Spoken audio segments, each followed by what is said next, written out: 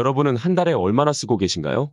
저희 부부는 결혼 이후부터 지금까지 꾸준히 가계부를 작성하고 있는데요. 사실 가계부의 목적이 돈을 아껴 쓰기 위함인데 그 목적과는 다르게 기록용으로만 쓰고 있는 저희를 발견하게 되었습니다. 요즘 더더욱 경제적 자유, 즉, 이른 은퇴를 열망하게 되면서 우리가 이 목표를 하루라도 빨리 이루려면 결국 한정된 수입에서 지출을 타이트하게 관리하고 그 돈으로 꾸준히 투자를 하는 것이 중요하다는 결론에 이르게 되었습니다. 그 실행을 위한 첫걸음이 바로 이 영상입니다. 2024년 한 해 동안의 수입, 지출, 저축 내역 공개를 통해 스스로 반성해보고 올해는 어떤 전략으로 가게를 운영할지 이야기해보려고 합니다. 평범한 30대 부부의 가계부 이야기, 지금 바로 시작합니다. 2024년 저희의 총 수입은 1억 500만 원입니다. 월급 8,200만 원, 상여금 및 인센티브 1,900만 원, 회사 복지 포인트 120만 원, 용돈 245만 원.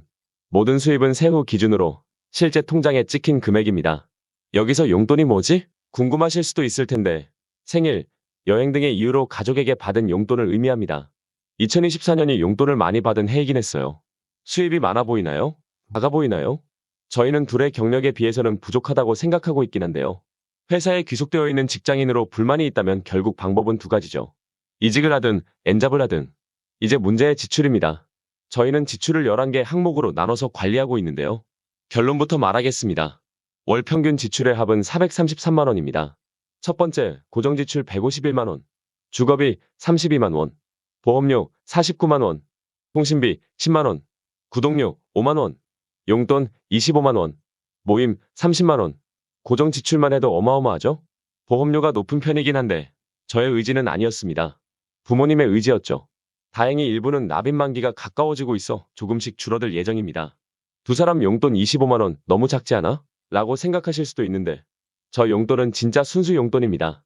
필요한 것들 제외하고 각자 약속 있을 때나 소소한 지출에 쓰는 거라 개인 약속이 별로 없는 저희 부부의 경우 대부분 각자의 비자금으로 형성되고 있어요. 맞지 여보?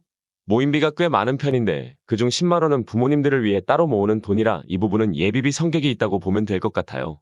두 번째, 식비 45만 원, 장보기 17만 원, 외식 배달 28만 원. 장보기는 대부분 쿠팡으로 주문하고 있고 가끔 마트나 시장을 이용하고 있어요.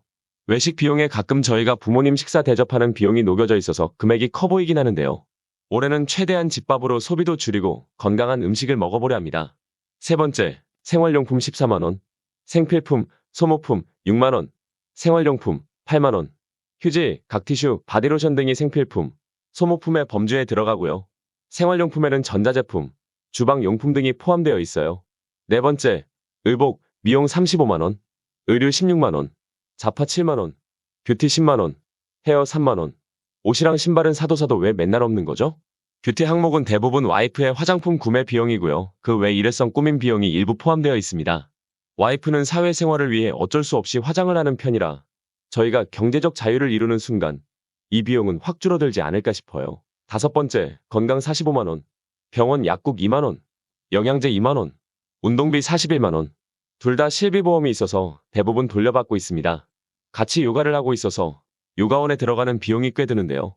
50회씩 한 번에 결제하고 있어서 금액이 커 보이는데 실제로는 한 달에 30만 원 지출된다고 봐주시면 됩니다. 해당 비용이 작진 않지만 건강은 돈으로 사지 못하는 거라 만족하면서 운동하고 있습니다.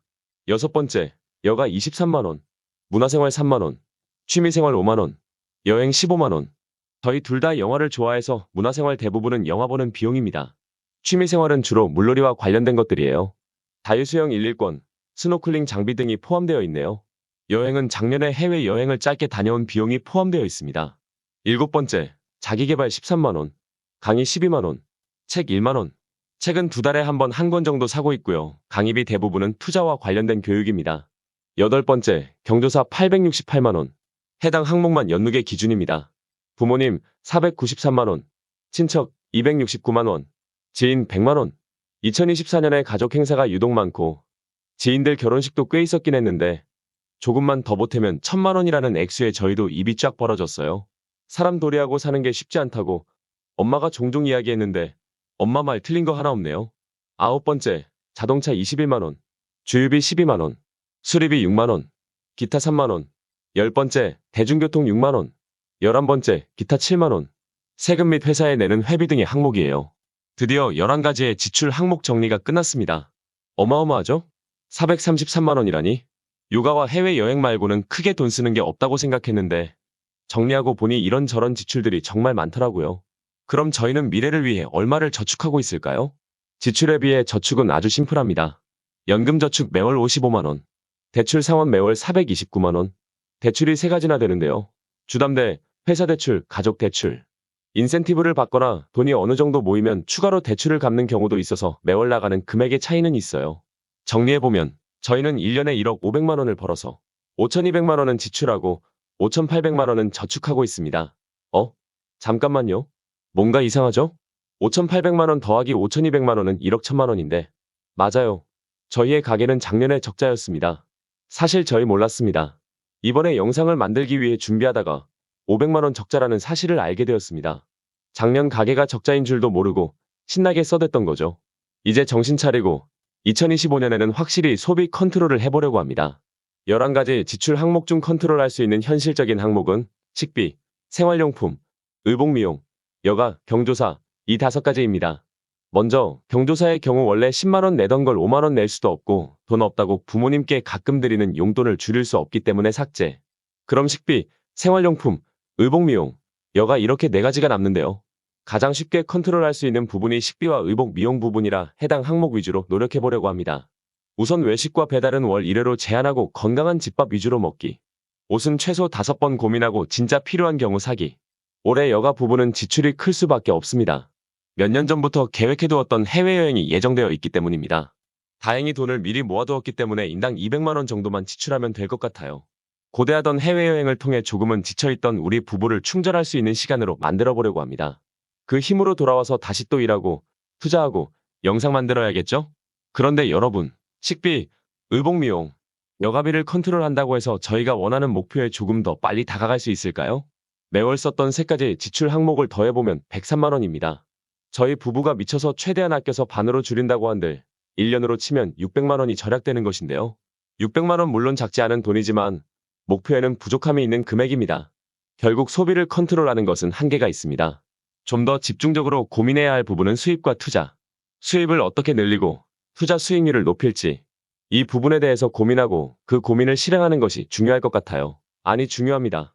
과감하게 이직할 수도 있고 엔잡러를 해볼 수도 있고 아니면 집을 팔아서 배당주에 투자를 더 빨리 해볼 수도 있고 다만 이 결정에는 결단과 큰 용기가 필요하겠죠?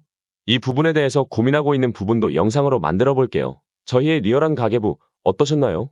진짜 숨김없이 다 공개해보았는데 여러분들이 저희의 가계부를 보고 어떤 생각을 하실지 궁금합니다.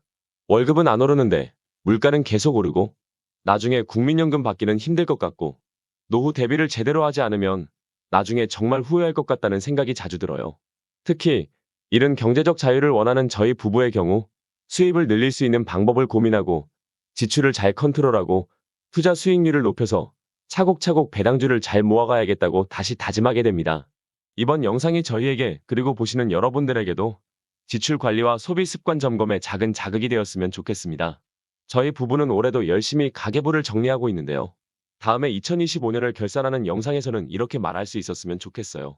저희의 2025년 가계는 작년보다 훨씬 나아졌습니다. 잘했죠? 오늘도 영상 끝까지 봐주셔서 감사합니다. 좋아요와 구독은 저희에게 큰 힘이 됩니다. 그럼 다음 영상에서 또 만나요.